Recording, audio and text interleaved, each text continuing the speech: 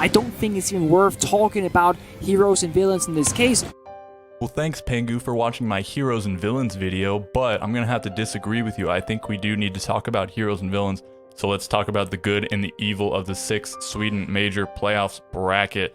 So we have the quarterfinals here. Of course, we don't know the results of these yet. We can make guesses, and I did make guesses in a previous video, but we can determine who the supposed heroes and villains, the supposed good teams and evil teams are. And I don't think it's particularly hard, but unfortunately, we don't get a hero versus a villain in all 4 of the quarterfinals, because the only way that would be possible, since first seeds are all paired against second seeds, is that all 4 first seeds would have to be heroes or villains, and then vice versa for second seeds, but that's not the case. So let's just talk about who are the good teams and the evil teams, who are the heroes and the villains.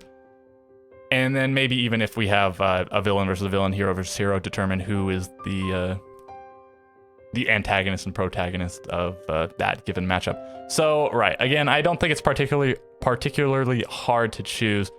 I think the 4 villain teams are Ninjas in Pajamas, Team 1, FaZe Clan, and BDS. So yes, it is all 3 LATAM teams and then one of the 2 European teams. And it is also just most of the first seeds. Oh wait, no. Is that all of the first seeds? Right, no, it's not. Which one's not the first seed? It's, oh right, BDS, yeah. Okay, so BDS is the second seed, but all 3 of the other teams, the LATAM teams, are all first seeds coming in, and then the other first seed is Damwon Kia. So, maybe a little regional bias going on, but okay, yeah, LATAM is the strongest region. All 3 of the teams that made it through from their region are first seeds, so I think it's easy to lump them together as the villain role. And I mean, maybe that's just from my perspective. If you're from LATAM, surely you must think that, like, I don't know, FaZe is the hero or something, or maybe Team 1, I don't know. You let me know if you have differing opinions, which I'm sure you do, and I'm sure you won't, but you can if you want to. So, right, I guess we'll just start, we'll go in chronological order, just like I did for the predictions. So the first game of the day is going to be Damwon Gaming Kia versus Sandbox Gaming. So, yeah, I mean, you can't put these APAC guys as villains, so I mean, just there gives you a little bit of a disparity. First seed Damwon Kia versus second seed Sandbox, and yeah, it's just an APAC team kill. We don't see original team kill in any of the other quarterfinals. We see LATAM versus NA, and then 2 LATAM versus EU matchups, and then double APAC here. So there will be an APAC team in the semifinals, but that means that there will be an APAC team knocking out an APAC team. So. A good side and a bad side to it, just like to all things, as is the the idea of the video. So right, I predicted Damwon going forward, and I think it is much more likely. They've seemed much stronger throughout this tournament. I don't know too much about them in terms of like the regional play. I think they came in as, were they the 4th seed from LATAM, and Sandbox was the 1st seed, but Sandbox just sort of scraped their way into playoffs, getting the same number of points as Vitality, but having the tiebreaker over them, so they made it in. And Damwon Kia came first in their group over Space Station, Empire, and Furia, the so-called group of death, which I agree with the labeling. And so yeah, we're gonna have a hero defeat another hero, and usually the underdog, I think it's easier to assign them the absolute hero. So if I just for this particular matchup had to select a antagonist, protagonist, a hero, villain, whatever, good, evil, it would probably be Sandbox in the hero role, but I'm gonna put it as Damwon Kia because, and again, like, it's just arbitrarily makes Sandbox the villain, but I don't think they fill that role in the grand scheme of things.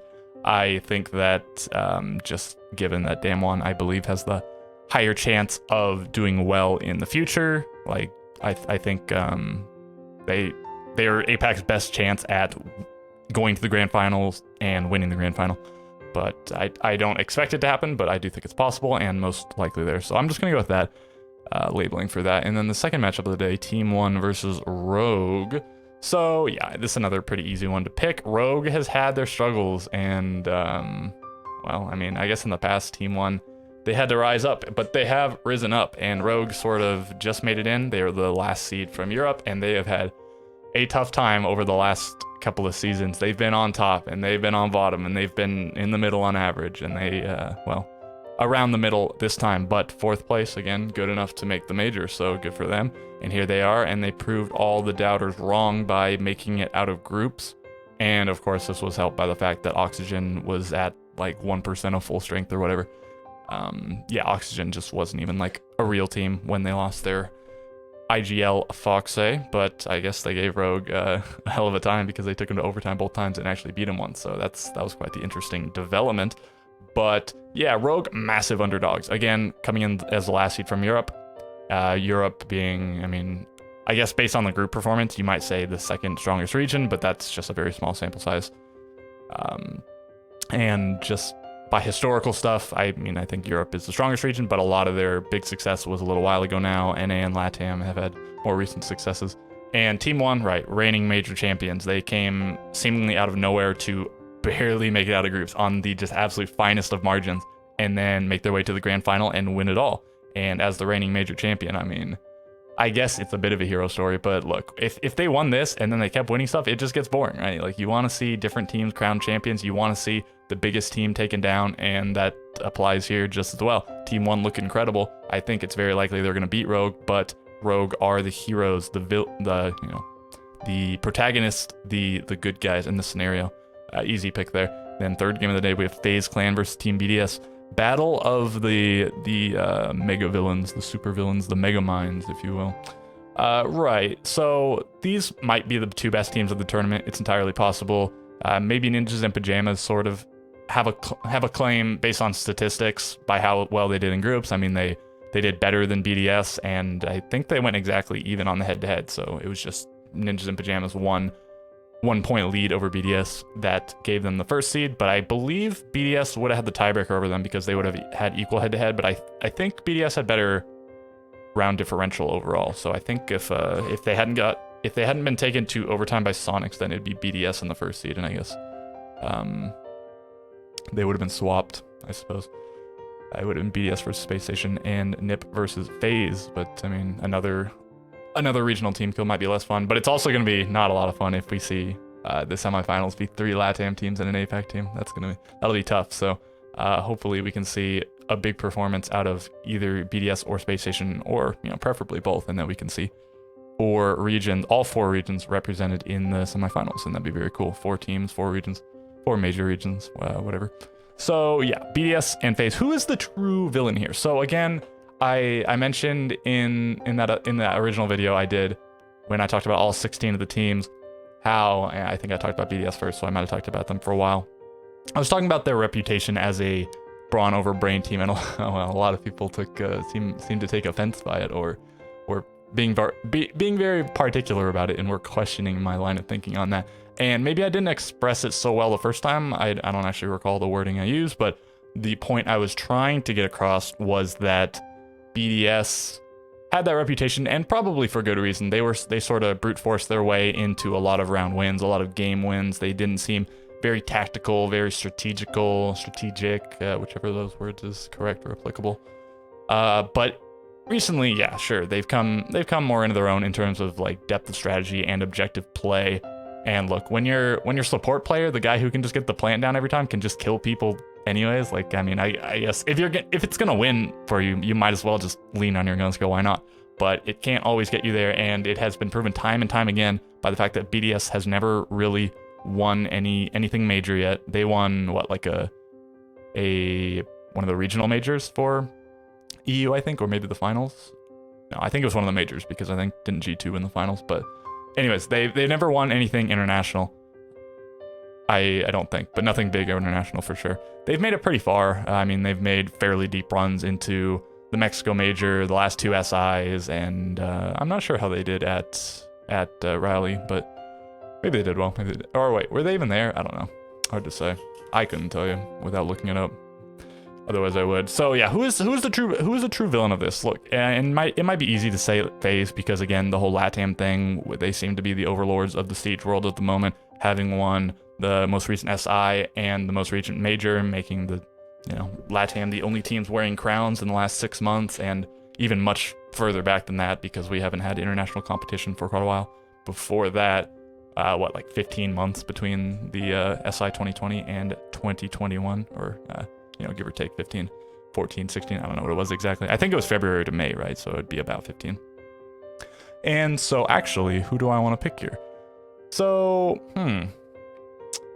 the fact that FaZe has sort of just come back on the come up. They were down bad a little bit because they didn't make it to the Mexico Major. Of course, I think were in Copa Elite 6, but they didn't make it in the top 4, which is what you need to make to come to the major. They were in like top 6, so they lost the qualifier match against whoever it was, and they didn't make it. So, you know, they were down a little bit bad, and not too terribly long before that, they had the whole rebuilding thing. LATAM a while ago had that massive shuffle involving, like, I don't even know how many orgs. Team 1, MIBR, FaZe, Black Dragon, I don't know. It was like 5 orgs or something, shuffling a ton of players. And at the end of all of this, we now see Cameraman and Astro reunited on FaZe. And it was, because I think it was Cameraman and the other 3 members of FaZe Now that were on team, or wait, which team was MIBR, I think? And Astro was still on FaZe, and then they dropped whatever other players on FaZe, and they brought those 4 back, and now they're reunited, and the rest, and I actually don't. What's the rest of their team? It's like Souls and 2 players that I can't remember the name of. Sorry guys, but just how it goes sometime.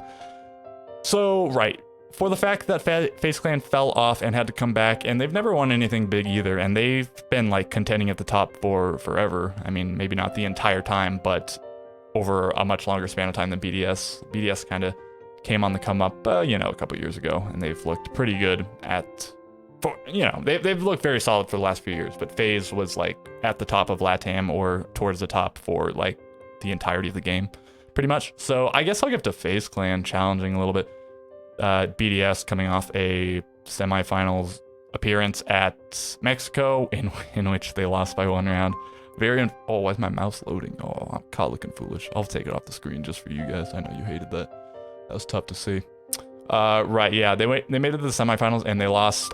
Wasn't it round 15 in game 3 against Empire? So, I mean, it's curious that we haven't seen infinite overtime as a rule in forever. Of course, we would have seen it there if it had been part of the event, but it wasn't. And I mean, I get, it's for time constraints. You don't always want what happened in G2 versus Empire to happen, where they had to go back and forth like 50 trillion times to happen, because it just could delay things and people be like, all right, this is going to go on forever. Let me stop watching this, maybe tune in later. But for competitive integrity, obviously it's way better, because then each team gets to play their equal halves. But if one team does better overall, that means they won the game because they won at least 7 of the 12 rounds.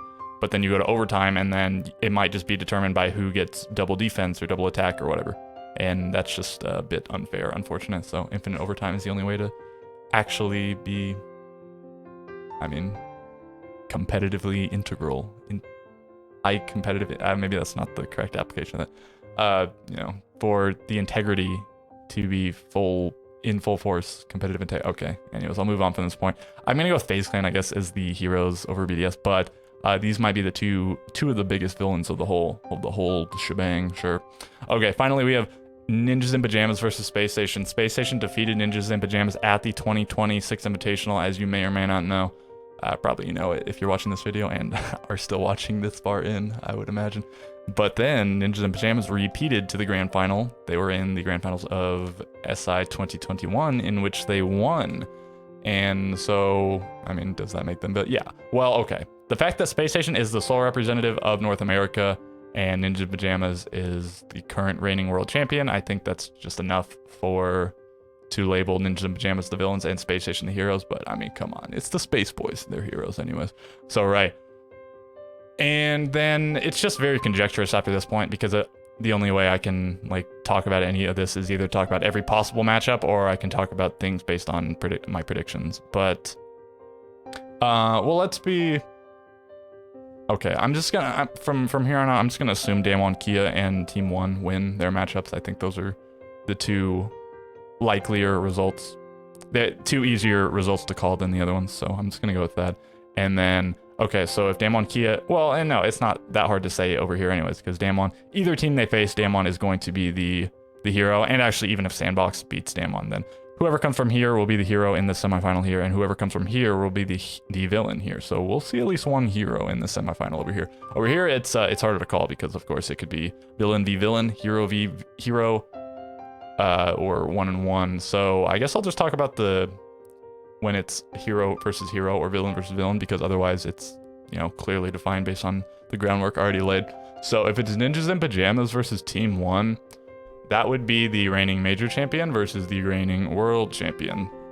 And Team 1, their win is more recent, and Ninjas in Pajamas, I mean, the world championship is obviously more impressive than the major victory, but Ninjas in Pajamas fared poorly at the major. They did not even get out of groups. They didn't even have their chance in the playoffs because, well, they didn't earn it. And so for this reason, I'm going to put Team 1 as the villains because, yeah, just this is a major, and they won the last major. They won the most recent big tournament. Yeah, I'll go with Ninjas, sure. They're on a bit of a return based on what happened in Mexico, and Team 1 is still sort of on top of the world based on, well, I mean, they didn't win Copa Lasix, but they did get second place, and now here they are. It didn't look especially hard for them getting into the first seed from their group, but it was like close-ish. I mean, they were 4-2 versus 2 3-3s and a 2-4. So if things have gone differently, they could have been knocked out of the first seed position or possibly even playoffs. But that would have taken a few things. But okay, and I don't know how the tiebreakers would have worked out. But if Dark Zero had just beat Team 1 for one of their games in regulation, then it would have been all 4 teams on 9 points. So I don't know who actually would have made it. Of course, that's very conjecturous because Dark Zero got crushed by Team 1 twice, right? But yeah, it just one best of one going the other way. It's entirely possible, and then it would have been a 4-way tiebreaker scenario. That would have been very interesting. Okay, so then over here, whichever, and then okay, so oh no, well, let me talk about Space Station and Rogue. So, and that would be very surprising, or well, I mean, I guess I labeled this one as like evenish, so it would just be surprising on the merit of Rogue defeating Team 1. This might be the biggest upset if it happened, bigger than this one probably. So yeah, I think Rogue over Team 1 would be the biggest upset in the quarterfinals. If Rogue versus Space Station goes down, bias or not bias is the question here.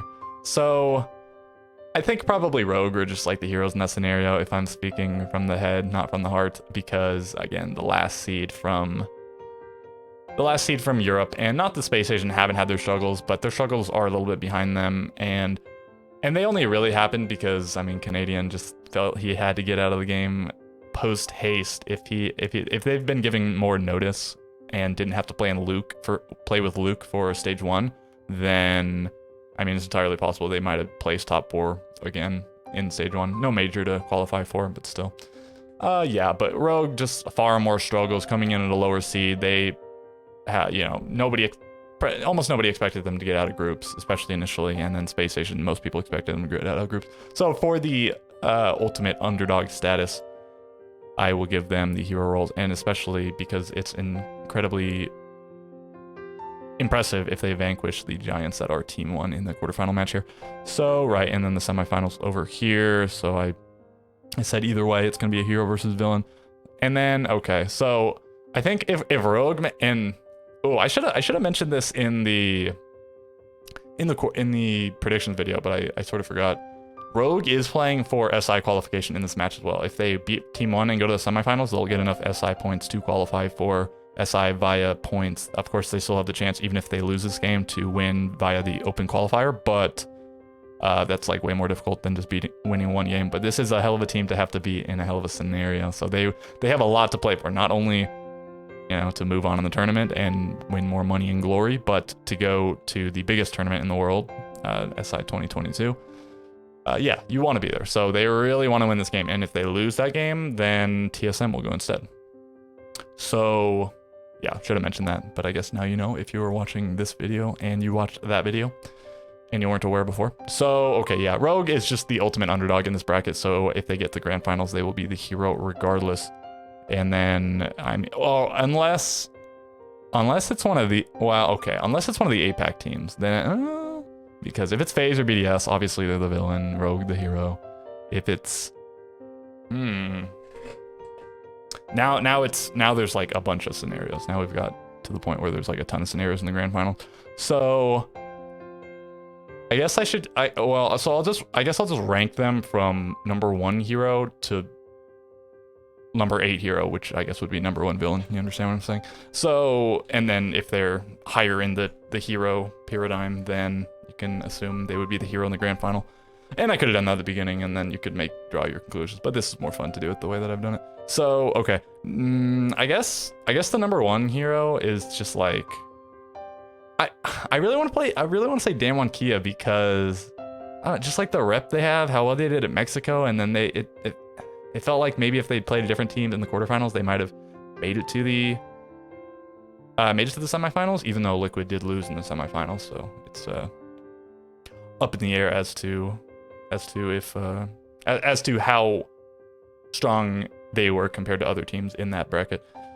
But they had looked really, really good, and like they might win the tournament before they lost in the semifinals to Team One. So, yeah, I guess I shouldn't dwell on this too much longer. I guess just because of underdog statuses and whatnot, at this point, I think I might say Sandbox number 1 hero if they make it here.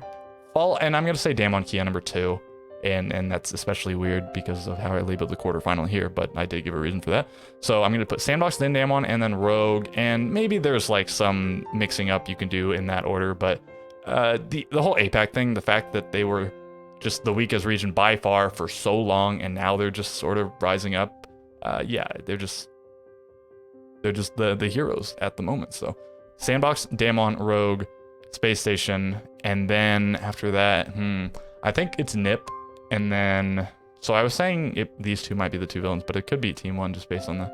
I guess I'm gonna say Team One number 6 here. They might be the reigning major champions, but they just sort of have this like air about them and like reputation that they hold. Like they're not. Nobody's like, oh come on, don't let them win again. Like they won the last one, but it's not like they were a big team before that. They came out of nowhere, so it'd be very impressive for them to win 2 in a row, coming from almost nothing. So Team One then, and then.